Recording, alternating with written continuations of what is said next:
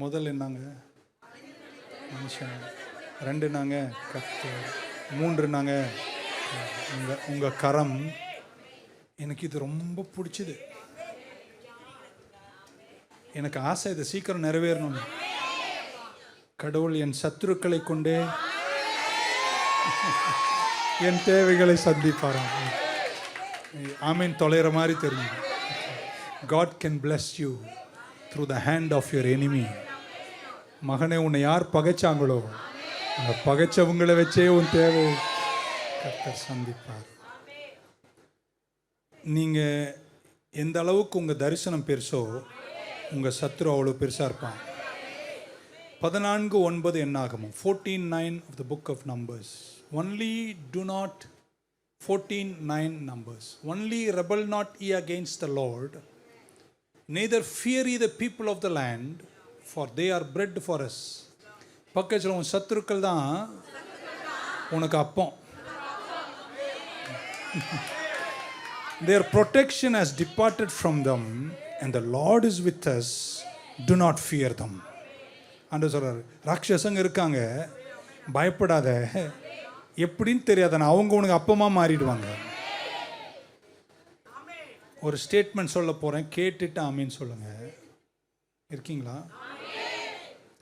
கர்த்தர் உங்களுக்காக மிகப்பெரிய ஒரு அனுக்கிரகத்தினுடைய மகத்துவங்களை ஒரு மிகப்பெரிய பந்தியில் ஆயத்தம் பண்றாரு. ஆனா அதை எப்படி உனக்கு தருவார்னா உன் சத்துருக்கள் முன்னாடி தான் தருவார். ஏன்னா என் பைபிள் சொல்லியது, அவர் என் சத்துருக்களுக்கு முன்பாக ஒரு பந்தி ஒன்றை ஆயத்தம் பண்ணி உன்னை முடிக்கணும், உன்னை கலக்கணும்னு நினைக்கிறான் பாருங்க. கடவுள் அவ்வளோ சீக்கிரம் முடிக்க கலக்க இன்னும் உன்னை உயிரோடு எதுக்கு தெரியுமா வச்சிருக்காரு? இன்னொன்று தெரியுமா, நீங்க ஜெபம் பண்ணி இன்னும் அவன் உயிரோடு இருக்கான் பாருங்க. ஏன்னா உன் மிகப்பெரிய ஆசீர்வாதத்தை கடவுள் யாருக்கு முன்னாடி. ஆனால் பைபிள் நமக்கு இன்னொன்று சொல்லுகிறது, எப்பவுமே சத்துருக்களை கூட என்ன செய்யாதீங்க, ரொம்ப பகைக்காதீங்க. அவங்கள கொண்டு கூட உன் தேவையை கர்த்தர் சந்திப்பார்.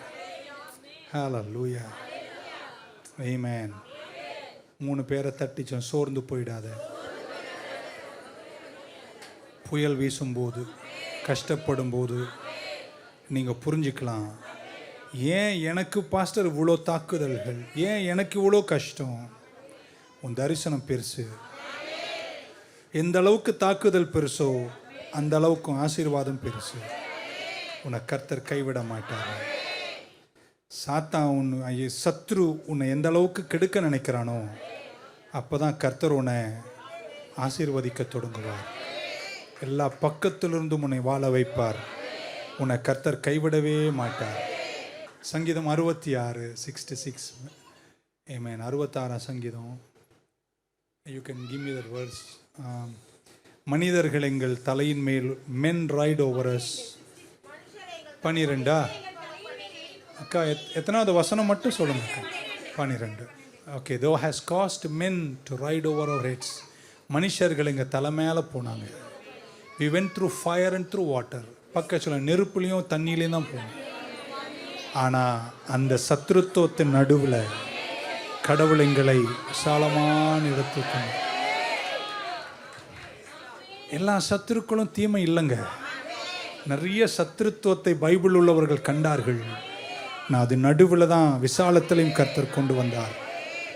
எல்லா சத்தமும் உன்னை முடியாதுன்னு சொல்லிடுச்சு. உன்னை சுற்றி இருக்கிற சத்தங்கள்லாம் இதுக்கு மேலே முடியாதுன்னு சொல்லிடுச்சு. இது தேராதுன்னு சொன்னாங்க, உன்னால் முடியாதுன்னு சொன்னாங்க, இது ரொம்ப பெருசுன்னு சொன்னாங்க, இதை உன்னால் கட்ட முடியாதுன்னு சொன்னாங்க, இது உன்னுடைய திராணிக்கு மேலேன்னு சொன்னாங்க. ஆமென். சொல்ல மாட்டீங்களா? அதுக்கு ஏற்ற செல்வம் கிட்ட இல்லைன்னு சொன்னாங்க. ஆனால் நீ கர்த்தரை நம்பின, கர்த்தர் உன்னை கைவிடவே இல்லை. எத்தனை பேர் நம்புறீங்க கடவுள் என்னை கைவிட மாட்டார்? உன்னை விழும்படி தள்ளினார்கள், ஆனால் கர்த்தரோ உன்னை தூக்கி நிறுத்தினார். உன்னை எப்பக்கத்திலும் வளைந்தார்கள், கர்த்தருடைய நாமத்தில் நீ சங்கரித்து போட்ட. ஆமென். சொல்ல மாட்டீங்களா? இப்பொழுது கர்த்தர் உங்களை விசாலத்தில் வைத்திருக்கிறார். கையை மேலே உயர்த்துங்களேன். நீங்கள் எந்த அளவிற்கு ஆசீர்வதிக்கப்படுவீங்கன்னா, உங்க பாத்திரம் நிறைந்து அது உங்க சந்ததிகளுக்கு வழிந்தோட செய்து your blessings will spill over to your generations. உங்கள் தலைமுறைகளை கர்த்தர் ஆசீர்வதிப்பார். உன்னை கர்த்தர் கைவிடவே மாட்டார். உன்னை ஆச்சரியத்தில் வைப்பார். நீ இழந்து போன எல்லாவற்றையும் கர்த்தர் உனக்கு திரும்ப தந்து உன்னை ஆசீர்வதித்து மேன்மைப்படுத்த என் தேவன் உண்மை உள்ளவராயிருப்பார். மனிதர்கள் உனக்கு உதவி செய்வார்கள். சூப்பர் நேச்சுரலா கர்த்தர் உனக்கு உதவி செய்வார். ஆமேன், ஆமேன். உன் கையின் பிரயாசங்களை கொண்டு கர்த்தர் உன்னை இந்த மாதத்தில் ஆசீர்வதிப்பார். பக்கத்தில் ஒருத்தர் தட்டி சொல்லுங்க, நான் செய்வதெல்லாம் வாய்க்கும். இன்னொன்று, உன் சத்துருக்களை எனக்கு தெரியாது, அவர் எப்படி பயன்படுத்துவார்னு தெரியாது, ஆனால் அவர்கள் உனக்கு அப்பமாயிருப்பார்கள். அவர்களுக்கு முன்பாக ஒரு பந்தி, அவர்கள் நடுவே உன்னை விசாலத்தில் வைப்பார். தீயையும் தண்ணீரையும் கடந்து வந்த உன்னை மிதிச்சு நடந்து போனாங்க, ஆனா கர்த்தர் அவர்களுக்கு நடுவே உன்னை வாழ வச்சு அழகு பார்க்கும் சில வேலைகளை ஏற்படுத்தி உன்னை சகல வெற்றியோடும் நடத்தி. நம்புறீங்களா? உயரத்தில் இருப்பேன்னு நம்புறவங்க மட்டும் இதுவரைக்கும் சொல்லாதவராமேன்னு சொல்ல மாட்டீங்களா? 5 பேரை தட்டி சொல்லுங்களேன், கர்த்தர் எனக்காக ஒரு பந்தியையே ஆயத்தம் செய்து கொண்டிருக்கிறார். ஹல்லேலூயா. நீ சாகாமல் இருப்ப. நான் சொல்லும் இந்த வார்த்தைகளுக்கு ஆமேன் சொன்னா நான் முடிச்சிடுறேன். ஆமேன் சொல்ல மாட்டீங்களா? இனி உன்னுடைய ஆயுள் குறையாது. உன் சிறியவர்கள் கூட 100 வருடம் இருப்பார்கள். பைபிள்ல இருக்க வசனம் இன்னைக்கு எடுக்க நேரம் இந்த நாட்களில் சொல்லிடுவேன். வீடுகளை கட்டி அவைகளில் குடியிருப்பார்கள். திராட்சை தோட்டங்களை ஏற்படுத்தி அவைகளின் பழங்களை சாப்பிடுவார்கள்.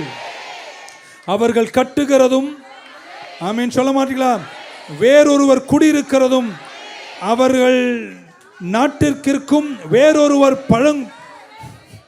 பழங்களை சாப்பிடுகிறதுமாயிருப்பதில்லை. அப்படின்னா நீ நாட்டுவ, அது முளைக்கும், பூத்து குலுங்கும், வேற எவனும் சாப்பிட மாட்டான், நீ சாப்பிடுவ. ஏசாயா 65 ஒரு ஆமீன் சொல்ல மாட்டீங்களா? ஏனெனில் மரத்தின் நாட்களை போல என் மக்களின் நாட்கள் இருக்கும். 3 பேரை தட்டி சொல்லுங்க, வர வர நான் ஒரு மரம். அமேசான் காடுகளில் பிரேசில்ல ஒரு மரம் 3000 வருஷம் இருக்கும். அவ்வளவு சீக்கிரம்லாம் நீங்க ஒளிஞ்சு போக மாட்டீங்க. கடவுள் உங்களை கைவிட மாட்டார், உங்களை ஆச்சரியத்தில் வைத்தார். பக்கம் என் உழைப்பு வீணா போகாது. அவர்கள் வீணாக உழைப்பதில்லை.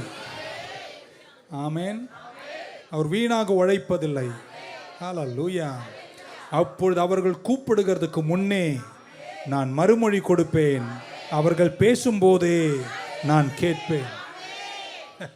என்ன வார்த்தைகள்! கடவுள் உங்க மேல வச்சிருக்கிற அன்பு. நீங்கள் நல்லா இருப்பீங்க, மரம் போல் இருப்பீங்க. ஐ க்ளோஸ். 1 மனிதர்கள்.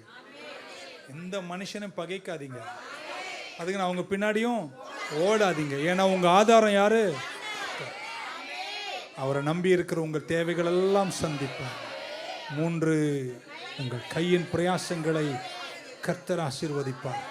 எனக்கு இப்படி தோணுதுங்க, அலை அலையாய் மனித உதவிகளை இந்த நியூ லைஃப் சர்ச்சுக்கு கர்த்தர் கொண்டு வருகிற நேரம் இது. I can feel it, I can see it. உயர்த்தப்படுவீங்க. நிறைய பேர் மனித உதவிகளை போதிப்பதில்லை. நான் போதிக்கிறேன். உங்களுக்கு கர்த்தர் நல்ல மனித உதவிகளை இந்த மாதத்திலேயே தருவாராக. இன்டர்வியூக்கு போவீங்க, வழியில சும்மா ஒருத்தர் சந்திப்பீங்க, அவர் யாருன்னு கூட தெரியாது, ஆனா அவருக்கு ஏதோ தோணி உள்ள போய் இவரை எடுங்கன்னு சொல்லிட்டு போயிடுவார்.